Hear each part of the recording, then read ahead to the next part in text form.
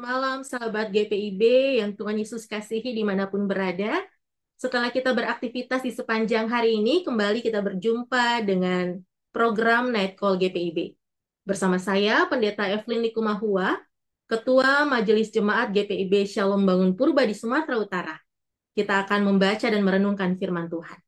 Sebelumnya, mari kita mohon bimbingan Roh Kudus, kita berdoa. Bapa yang baik, Bapa yang kami sembah dalam Kristus Yesus, terima kasih untuk kebaikan Tuhan dalam tuntunan dan penyertaan yang boleh kami rasakan dan nikmati di sepanjang hari ini. Sebelum kami beristirahat, kami mau memberi diri mendengar dan merenungkan firman Tuhan. Berilah kami hikmat dalam tuntunan Roh Kudus-Mu, supaya kami mengerti kehendak-Mu dan senantiasa berjalan dalam jalan kebenaran yang diberitakan firman-Mu. Dalam nama Tuhan Yesus kami berdoa. Amin. Firman Tuhan pada malam hari ini, Filemon pasalnya yang ke-1 ayat 6-7 menyatakan, "Dan aku berdoa agar persekutuanmu di dalam iman turut mengerjakan pengetahuan akan yang baik di antara kita untuk Kristus. Dari kasih-Mu sudah kuperoleh kegembiraan besar dan kekuatan, sebab hati orang-orang kudus telah Kau hiburkan, saudaraku." Demikian pembacaan firman Tuhan, terpujilah Yesus Kristus. Haleluya. Sahabat GPIB yang terkasih dalam Yesus Kristus, media sosial atau yang biasa juga kita sebut dengan sosial media adalah merupakan pelantar digital yang memfasilitasi para penggunanya untuk dapat berinteraksi dengan membagikan konten berupa tulisan, foto, bahkan video. Di masa kini, sebagian besar umat manusia di muka bumi sudah mengenal dan bahkan menjadi pengguna media sosial. Yang sayangnya seringkali tanpa sadar justru membatasi interaksi sosial yang nyata dari sesama manusia. Segala sesuatu yang diposting di media sosial kerap menjadi perhatian, terutama segala sesuatu yang berkaitan dengan peristiwa-peristiwa yang sedang terjadi. Seseorang yang aktif terlibat dan juga berkontribusi dalam dunia maya atau media sosial sering disebut sebagai warganet atau netizen. Mereka ini adalah orang-orang yang mengamati, tetapi juga kerap terlibat langsung dengan memberikan komentar-komentar yang patut kita akui seringkali punya kontribusi dan andil yang cukup besar terhadap peristiwa-peristiwa yang sedang ramai diperbincangkan di media sosial. Ya mungkin di antara sahabat GPIB ada juga yang menjadi netizen. Sahabat GPIB yang terkasih, Rasul Paulus semasa hidupnya juga adalah seorang pengamat. Dalam pelayanannya, Rasul Paulus telah banyak mendirikan jemaat dan juga memiliki banyak murid binaan. Yang kemudian murid binaannya tersebut menjadi teman sekerjanya dalam memberitakan firman Tuhan. Jemaat-jemaat yang telah didirikan oleh Paulus dan teman-teman sekerjanya tidak pernah terlepas dari pengamatan seorang Paulus. Paulus selalu mengamati, berusaha mencari tahu, kemudian sangat memperhatikan perkembangan jemaat yang sudah dilayaninya dan juga anak-anak rohaninya.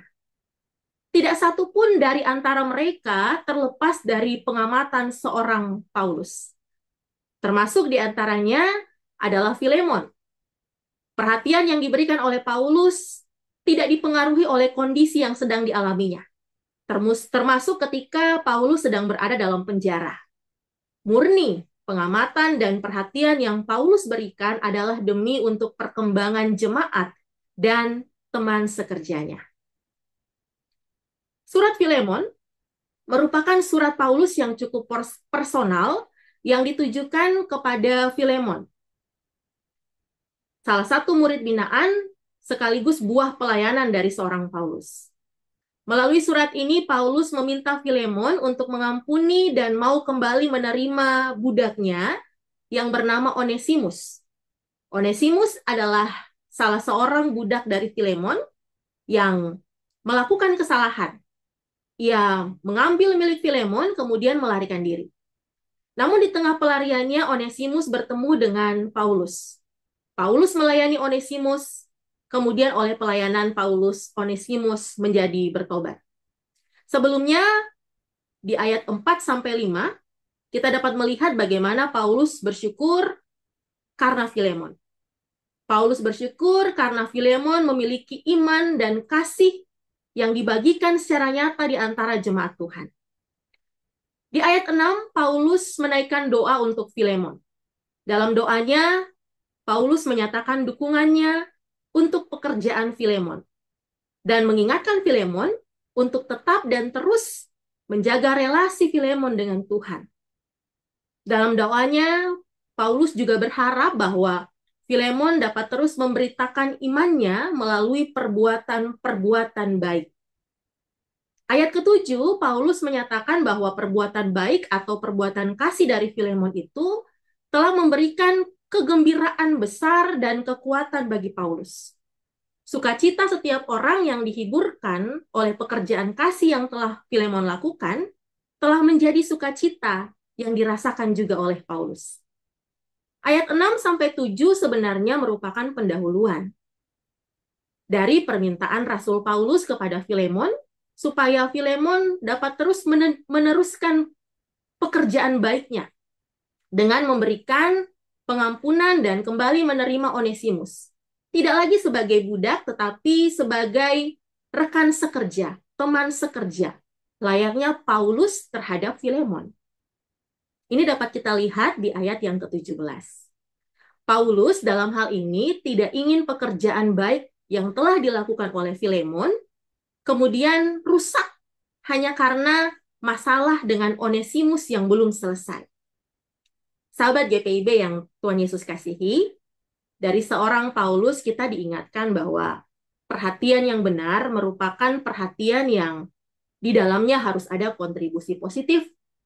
Paulus mengajak kita untuk menjadi umat beriman yang tidak hanya sekedar sebagai pengamat dengan komentar kosong yang tidak membangun, tetapi sebaliknya kita didorong untuk menjadi pengamat yang punya kontribusi positif dalam segala situasi dan kondisi yang sedang terjadi di sekitar kita. Jika dewasa ini istilah netizen kerap menjadi istilah dengan muatan negatif, semata-mata itu disebabkan oleh kontribusi negatif yang terkandung dari sebagian besar perkataan tanpa isi yang hanya ditujukan untuk menghakimi orang lain. Tanpa pengamatan yang benar, hanya penilaian singkat yang mendorong terjadinya perselisihan. Tidak hanya di dunia maya, tapi kerap juga terjadi di dunia nyata. Sahabat GPIB yang Tuhan Yesus kasihi, Efesus 2 ayat 10 menuliskan bahwa kita ini adalah buatan Allah. Kita diciptakan dalam Kristus Yesus untuk mengerjakan segala pekerjaan baik yang sesungguhnya sudah Allah persiapkan sebelumnya. Dan Allah mau kita untuk hidup dalam pekerjaan baik tersebut, mengerjakan pekerjaan baik tersebut. Jadi malam hari ini, mari kita belajar dari seorang Paulus. Yang pertama, kita belajar untuk menjadi pengamat yang selalu mau memberikan perhatian untuk setiap hal yang ada dan terjadi di sekitar kita. Umat Tuhan tidak hanya hidup untuk diri sendiri, ia juga harus hidup untuk sesamanya. Beri perhatian kita pada istri, pada suami, kepada anak. Beri perhatian kita kepada orang-orang yang mengasihi kita, atau bahkan juga harus kepada orang-orang yang membenci kita. Beri perhatian kita kepada orang-orang yang kita kenal, bahkan beri juga perhatian kepada orang-orang yang mungkin hanya kita jumpai di jalan. Amatilah kondisi mereka. Apakah mereka dalam kondisi yang baik ataukah sedang tidak baik? Apakah mereka punya pergumulan berat ataukah mereka sedang berada dalam suasana hati yang bersuka cita? Amatilah mereka dengan hikmat Tuhan, amatilah mereka dengan kasih yang Tuhan Yesus ajarkan kepada kita. Yang kedua, mari kita belajar supaya kita boleh tidak hanya menjadi pengamat, bersyukur atas segala pencapaian dan keberhasilan sesama, tetapi kita juga harus berempati untuk mereka yang saat ini sedang berada dalam pergumulan. Hadirlah senantiasa dengan kontribusi positif. Hadirlah dengan kata-kata yang menguatkan dan menopang, menghibur dan memberikan semangat, membawa sukacita dan pendamaian dimanapun kita berada. Yang ketiga, mari kita belajar untuk selalu mendoakan segala yang baik untuk orang lain. Kondisi kita janganlah hendak menghalangi kita untuk mendoakan kebaikan bagi orang lain. Tapi justru kebaikan dan kegembiraan sesama hendaklah menjadi kekuatan dan sukacita juga bagi diri kita. Sahabat GPIB yang terkasih dalam Tuhan Yesus Kristus, sebelum beristirahat mari renungkan. Apakah hidup kita hari ini, bahkan di sepanjang hidup kita, sudah cukup memberikan kontribusi positif bagi sesama untuk pekerjaan baik yang sudah Tuhan kehendaki dari diri kita? Atau jangan-jangan kita hanya pandai mengamati, lalu berkomentar tanpa ada kontribusi positif di dalamnya. Kita hanya suka menghakimi tanpa mau hadir sebagai pendamai. Marilah terima firman Tuhan malam hari ini dengan sukacita yang memampukan kita untuk bangun esok hari sebagai pekerja-pekerja Tuhan yang hadir senantiasa dengan kontribusi positif. Menopang dan mendoakan kebaikan bagi sesama, karena untuk itulah Tuhan menjadikan kita sebagai anak-anak-Nya. Tuhan Yesus memberkati dan menguatkan kita sekalian. Amin. Jemaat Tuhan, mari kita berdoa.